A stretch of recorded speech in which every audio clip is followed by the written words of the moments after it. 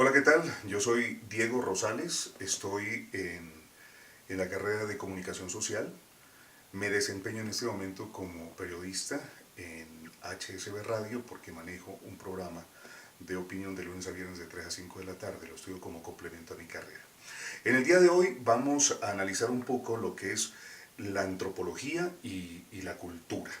En sí la cultura es el conjunto de prácticas que tiene el ser humano para transformar el mundo en donde vive desde el punto de vista de sociedad o de grupo. Hay una gran diferencia entre el ser humano y los animales. El ser humano tiene diferentes tipos de comportamientos, a diferencia del animal que solamente tiene una sola forma de llevar una sola conducta. El concepto básico de la antropología, definitivamente, el concepto básico de la antropología es la cultura. Y el término cultura, desde el punto de vista antropológico, es mucho, mucho más amplio de cualquier cosa cotidiana. Veo de los principales aportes de la antropología a las ciencias sociales es considerar cada cultura como un todo integrado. O sea, ese es uno de los aportes más grandes que ha tenido a las ciencias sociales la antropología. Algunos antropólogos piensan que la cultura es una conducta aprendida, piensa que es una conducta aprendida, pero para otros antropólogos dice que está en la mente de los investigadores. Vamos a otro punto muy importante, y este tiene que ver sobre dos grupos que distinguen en sí los antropólogos. Encontramos, por ejemplo, el primer grupo, los materialistas. Los materialistas, estos consideran que la cultura es un comportamiento observado, es un comportamiento observado que facilita la adaptación a un entorno social. Y el otro grupo, porque ellos hablan de dos, materialistas, y el otro grupo es mentalistas. Estos consideran a la cultura como una serie de reglas para el cumplimiento y la fabricación de objetos en sí materiales. Por otro lado, hablando por ejemplo de la cultura y la sociedad, porque hay que diferenciar esos dos puntos, ¿no? No son completamente iguales o no son iguales entre cultura y sociedad.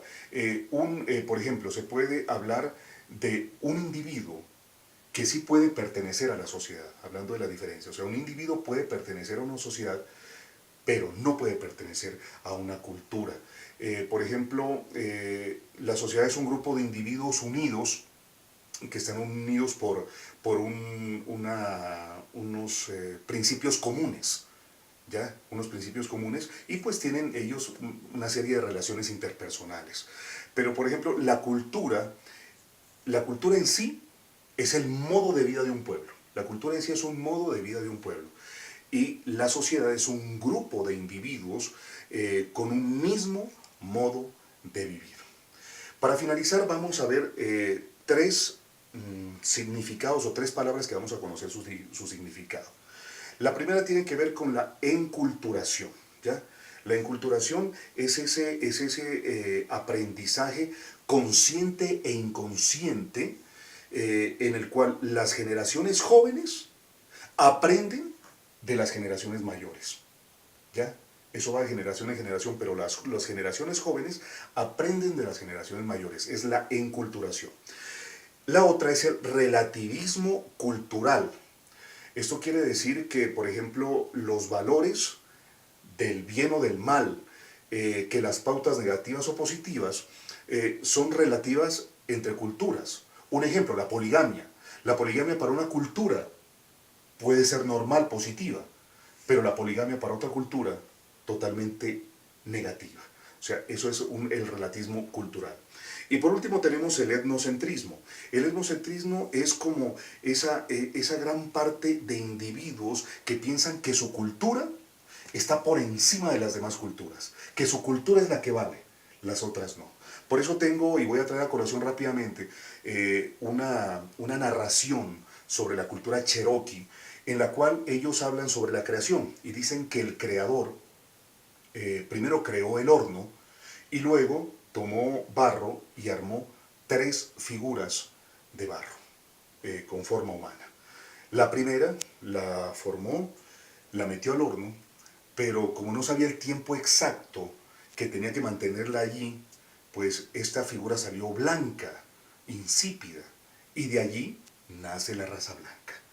Después dice que como ya supo el tiempo que tenía que estar dentro del horno la segunda figura, la armó mejor, la tuvo el tiempo preciso y salió una figura cobriza que identifica en sí a la raza indígena.